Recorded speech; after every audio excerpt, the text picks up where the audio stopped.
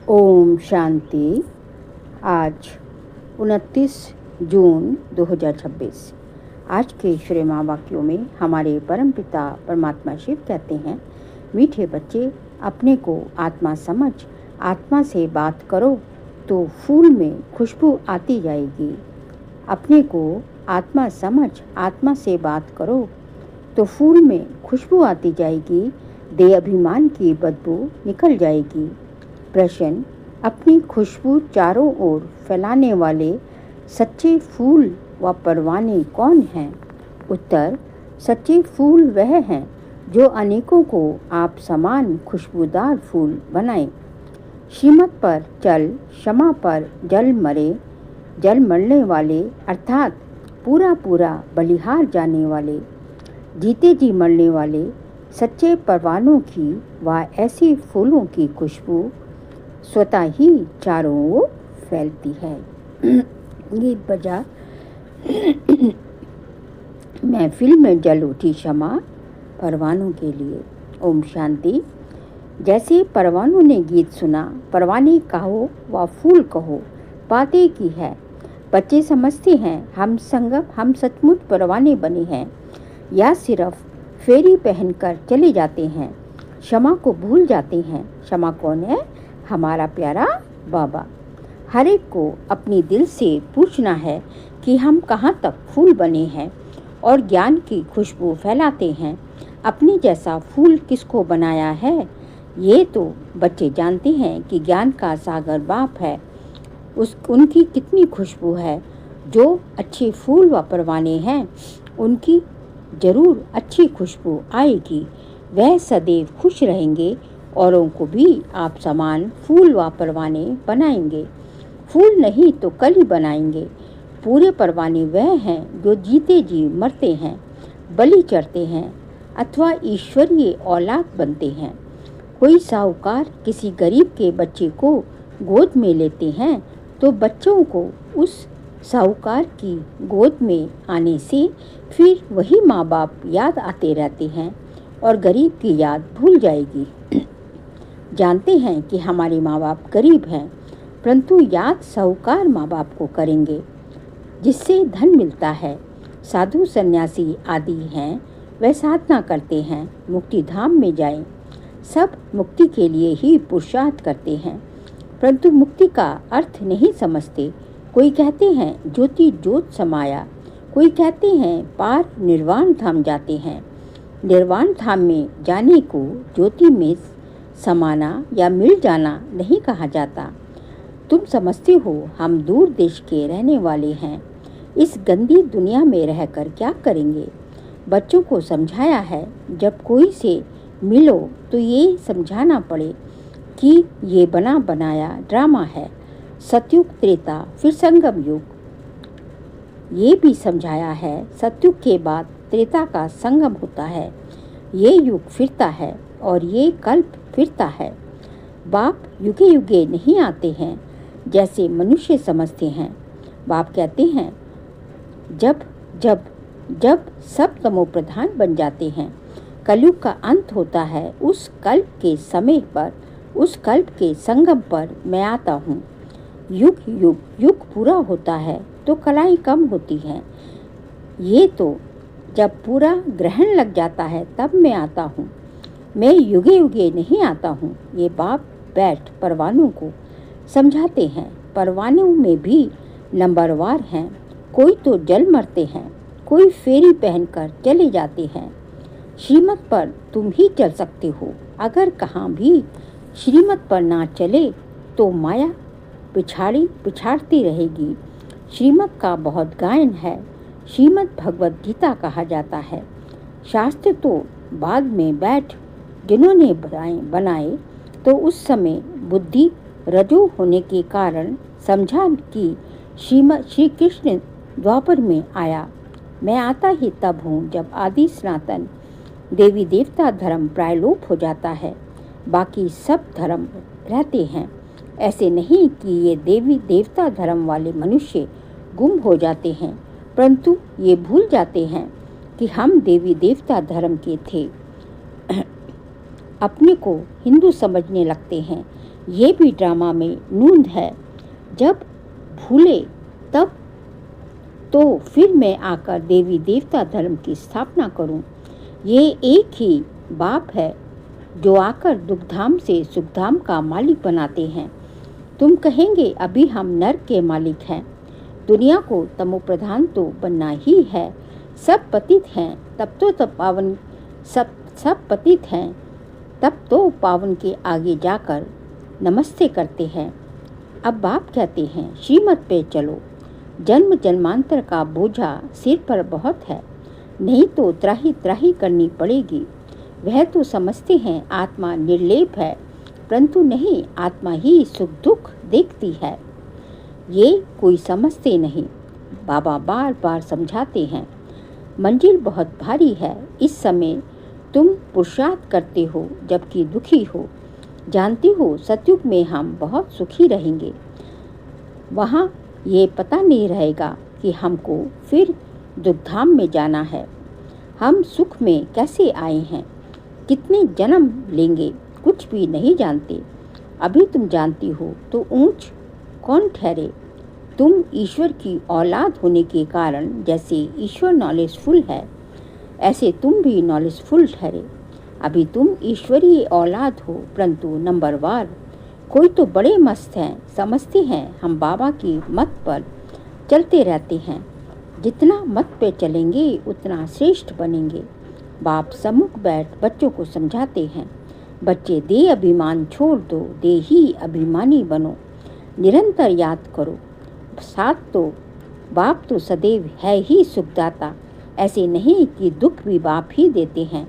बाप कभी बच्चों को दुख नहीं दे सकते। बच्चे अपनी उल्टी चलन से दुख पाते हैं, बाप दुख नहीं दे सकते। कहते हैं हे भगवान बच्चा दो तो कुल वृद्धि को पाएगा। बच्चे तो बहुत प्यार करते हैं, बाकी दुख अपने कर्मों का ही पाते हैं। अब बाप तुम बच्चों को बहुत सुखी बनाते हैं। कहते हैं श्रीमत पे चलो, आसुरी मत पर चलने से तुम दुख पाते हो। बच्चे बाप अथवा टीचर अथवा बड़ों की आज्ञा ना मानने से दुखी होते हैं। दुखदायी खुद बनते हैं, माया के बन पड़ते हैं। ईश्वर की मत अब ही तुमको मिलती है। ईश्वरीय मत की रिजल्ट 21 जन्म चलती है, फिर आधा कल्प माया की मत पर चलते हैं। ईश्वर एक ही बार आकर मत देते हैं, माया तो आधा कल्प से मत देती रहती है। बस एक ही बार मत देते हैं, बाप एक ही बार मत देते हैं। माया की मत पर चलते 100% दुर्भाग्यशाली बन पड़ते हैं। जो अच्छे अच्छे फूल हैं वे उसी खुशी में सदैव मस्त रहेंगे। नंबरवार तो है ना, परवाने कोई तो बाप के बन श्रीमत पर चल पड़ते हैं। गरीब ही अपना पोता मेल लिखते हैं। साहूकारों को डर लगता है कि यहाँ हमारे पैसे ले ना ले। साहूकारों के लिए बड़ा मुश्किल है। बाप कहते हैं मैं गरीब निवाज हूँ। दान भी हमेशा गरीबों को ही किया जाता है। सुदामा की बात है ना, चावल मुट्ठी से उनको महल दे दिए। तुम हो गरीब, समझो कोई के पास 25 से 50 रुपए हैं, उनमें से 20-25 पैसे देता है। साहूकार 50,000 दे तो भी इक्वल हो जाता है, इसलिए गरीब निवाज नाम गाया हुआ है। साहूकार लोग भी कहते हैं हमको फुर्सत नहीं मिलती क्योंकि पूरा निश्चय नहीं है। तुम हो गरीब, गरीबों को धन मिलने से खुशी होती है। बाबा ने समझाया है यहाँ के गरीब वहाँ साहूकार बन जाते हैं और वहाँ के साहूकार यहाँ गरीब बन जाते हैं। कई कहते हैं हम यज्ञ का ख्याल रखें या कुटुंब का ख्याल रखें। बाबा कहते हैं तुम अपने कुटुंब की बहुत अच्छी संभाल करो। अच्छा है जो तुम इस समय गरीब हो। साहूकार होते तो बाप से पूरा वर्षा ले नहीं सकते। सन्यासी ऐसे नहीं कहेंगे, वह तो पैसे लेकर अपनी जागीर बनाते हैं। शिव बाबा थोड़ी ही बनाएंगे। ये मकान आदि सब तुम बच्चों के लिए बनाए हैं। ये किसकी जागीर नहीं, ये तो टेम्परेरी है, क्योंकि अंत समय बच्चों को यहाँ आकर रहना है। हमारा यादगार भी यही है, तो पिछाड़ी में यहाँ आकर विश्राम लेंगे। बाप के पास भागेंगे वह जो योग युक्त होंगे, उन्हों को मदद भी मिलेगी। बाप की बहुत मदद मिलती है। तुमको यहाँ बैठ विनाश देखना है। जैसे शुरू में बाबा ने तुम बच्चों को जैसे बाबा ने शुरू में तुम बच्चों को बहलाया है, फिर पिछाड़ी में बहलाना शुरू करेंगे। बहुत प्यार करेंगे, जैसे वैकुंठ में बैठे हैं। बहुत नज़दीक होते जाएंगे। ये तो समझते हैं कि हम यात्रा पे हैं। थोड़े समय के बाद विनाश होगा। तुम बहुत खुश हो जाएंगे। बस हम जाकर प्रिंस बनेंगे। किस्म किस्म के फूल हैं। हर एक बच्चे को समझना चाहिए मैं कितनी ज्ञान की खुशबू दे रहा हूँ। किसको ज्ञान और योग की शिक्षा देता हूँ। जो करते हैं वह अंदर प्रफुल्लित रहते हैं। बाबा जान जाते हैं कि ये किस अवस्था में रहते हैं। इनकी अवस्था कहाँ तक डेवलप करेगी। डेवलप उनकी करेगी जो परवाना बन चुका होगा। बाबा समझाते हैं माया के तूफान तो बहुत आएंगे, उनसे अपने को बचाना है। अभी ये राजयोग परमपिता परमात्मा आकर सिखलाते हैं। परमात्मा आकर आत्माओं को समझाते हैं। आत्मा को ज्ञान है। मैं आत्मा अपने इस ब्रदर आत्मा को समझाती हूँ।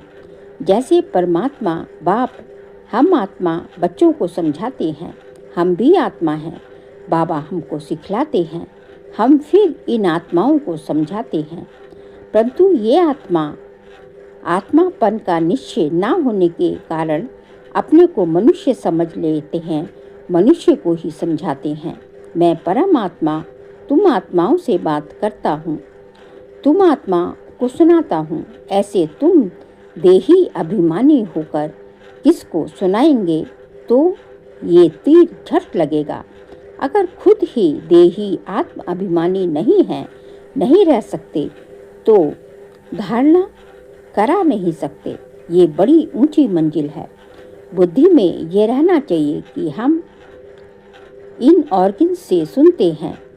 बाप कहते हैं हम आत्माओं से बात करते हैं।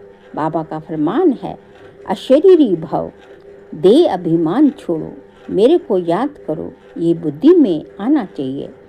हम आत्मा से बात करता हूँ, शरीर से नहीं। भल फीमेल है, उनकी भी आत्मा से बात करते हैं।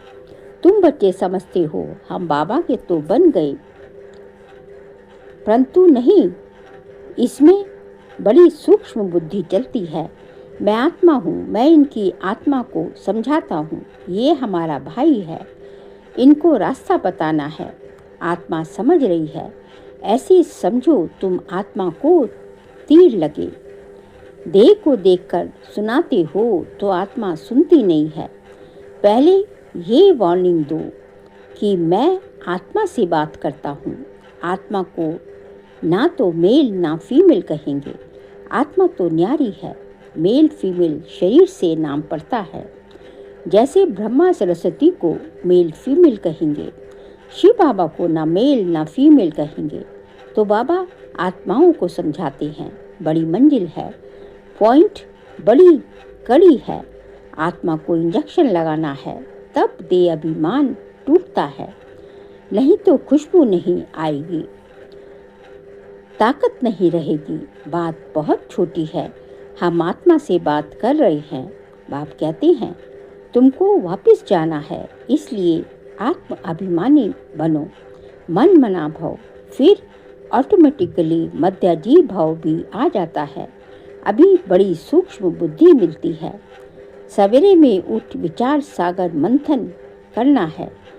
दिन में तो सर्विस करनी है, क्योंकि कर्मयोगी हैं। लिखा भी हुआ है नींद को जीतने वाले बनो। रात को जागकर कमाई करो, दिन में तो माया का बड़ा बखेरा है। अमृत वेले वायुमंडल अच्छा है। बाबा को ये तो लिखते नहीं कि फलाने टाइम पर उठकर विचार सागर मंथन करते हैं। बड़ी मेहनत है, विश्व के तुम मालिक बनते हो। यहाँ तो हद की मंजिलें हैं, पानी की हद पर भी कितना झगड़ा चलता रहता है, दुश्मनी लगी पड़ी है। आपस में एक दो को ब्रदर्स समझते नहीं, सिर्फ ऐसे ही कह देती हैं कि हम सब एक हैं। एक तो हो न सके, अनेक आत्माएं हैं, सबका अपना अपना पार्ट है। तुम यहाँ बैठे हो, कल पहले भी बैठे होंगे। पत्ता हिला ड्रामानुसार, ऐसे नहीं पत्ते पत्ते को परमात्मा हिलाते हैं। ऐसी ऐसी बातें समझकर फिर समझाओ। हर एक समझ सकते हैं कि हम परवाने बने हैं, हम बाबा की मत पर चलते रहते हैं, फालतू बातें तो नहीं करते। कहाँ अपना पैसा पाप की तरफ तो नहीं लगा रहे। अच्छा, मीठे मीठे सिकिल दे बच्चों प्रति माता पिता बाप दादा का याद प्यार और गुड मॉर्निंग। रूहानी बाप की रूहानी बच्चों को नमस्ते। हम रूहानी बच्चों की रूहानी बाप दादा को नमस्ते नमस्ते, गुड मॉर्निंग। शुक्रिया बाबा, शुक्रिया। सार के लिए पॉइंट्स हैं। स्वयं को आत्मा समझ आत्मा से बात करनी है। आत्म अभिमानी बनकर सुनने सुनाने से धारणा अच्छी होगी। सेकंड पॉइंट, नींद को जीतने वाला बनना है, रात को जागकर कमाई करनी है। विचार सागर मंथन करना है, किसी भी फालतू बातों में अपना समय नहीं गंवाना है। आज का बाबा का वरदान है, समस्या द्वारा अपने विकर्मों व तमोगुणों के संस्कारों को भस्म करने वाले तपस्वी मूर्त भव। तपस्या द्वारा अपने विकर्मों व तमोगुण के संस्कारों को भस्म करने वाले सब तपस्वी मूर्त भव। जैसे अभी ईश्वरीय पालना का कर्तव्य चलना है, ऐसे लास्ट में तपस्या द्वारा अपने विकर्मों और हर आत्मा के तमोगुणी संस्कार व प्रकृति के तमोगुण को भस्म करने का कर्तव्य चलना है। इसके लिए सदा एक रस स्थिति के आसन पर स्थित रहो। अपने तपस्वी रूप को प्रत्यक्ष करो। आपकी हर कर्मेंद्रिय से देह अभिमान का त्याग और आत्म अभिमानी बनने की तपस्या प्रत्यक्ष रूप में दिखाई दे। किससे? आपकी हर कर्मेंद्रिय से। स्लोगन है, संस्कारों की टक्कर से बचने के लिए बालक और मालिकपन का बैलेंस रखो। संस्कारों की टक्कर से बचने के लिए बालक और मालिकपन की बैलेंस रखो। बाबा कहते हैं कि आपस में टकराव का कारण क्या होता है कि संस्कार आपस में टकराते हैं। तो उससे यदि आप बचना चाहते हैं तो क्या है कि जब जो है तुम्हें किसी को मालिक बन के जो है अपना विचार रख सकते हो, मालिक बन के अपना विचार रख सकते हो। लेकिन जब जो है सहमति से जो बात सामने आ जाती है, संगठन में सहमति से जो बात, या घर में भी जो बात जिस बात में सब सहमत होते हैं, उस बात को बालक बनकर स्वीकार कर लो और मालिक बनकर अपनी राय जरूर रखो, विचार जरूर रखो, लेकिन उस पे जो है अड़े मत रहो कि मेरी ही बात होनी चाहिए, मैं ही राइट हूँ, यही होना चाहिए। जब ऐसा होता है तभी आपस में जो है टकराव होता है, तभी जो है मनमुटाव होता है। लेकिन विचार रखने में मालिक बनकर विचार रख दो, लेकिन जो बहुमत से जो है सबको स्वीकार होता है, जो सब स्वीकार करते हैं, उस बात को बालक की तरह जैसे छोटा बालक को जो बोले वो हाँ हाँ करता है, तो बालक की तरह बालक बन जाओ उस टाइम और उसको स्वीकार कर लो। तो इन बालक और मालिकपन का बैलेंस रखेंगे तो आपस में टकराव का मार्जिन बहुत कम होती जाएगी। फिर जून मास का व्यक्ति इशारे का सब्जेक्ट है, सदा हर्षित रहने के लिए अपनी नेचर को सरल बनाओ, सहनशील बनो। आज का पॉइंट है, बाप को भोलानाथ कहते हैं, लेकिन ऐसा भोला नहीं है जो सामना ना कर सके। भोलानाथ के साथ साथ ऑलमाइटी अथॉरिटी भी है। आप भी अपने शक्ति स्वरूप को भूल सिर्फ भोले नहीं बनना, नहीं तो माया का गोला लग जाएगा। यदि सिर्फ भोले बनेंगे, बाबा कहते हैं माया का गोला लग जाएगा। भोले के साथ साथ आपको अपना शक्ति स्वरूप भी दिखाना, स्नेह भी दिखाना है, साथ साथ शक्ति स्वरूप भी दिखाना है।